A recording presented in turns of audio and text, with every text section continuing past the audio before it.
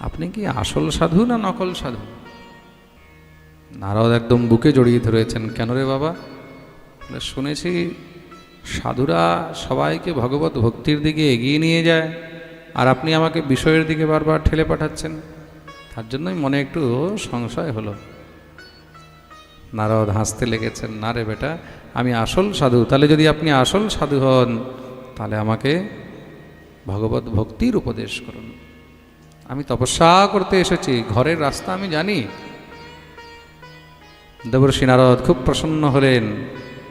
ঠিক আছে বৎস, তুমি কার তপস্যা করবে বলো? বলে, প্রভু, এই জগতের মধ্যে যিনি সর্বশ্রেষ্ঠ, যার উপরে সংসারে আর কেউ নেই, আমি একমাত্র তার তপস্যা করতে চাই। তিনি কে? দেবর্ষি নারদ বললেন, সে তো শুধু একজনই আছে। কে? বলে, একমেব হরেস্তত্র কারণম পাদসেবনম।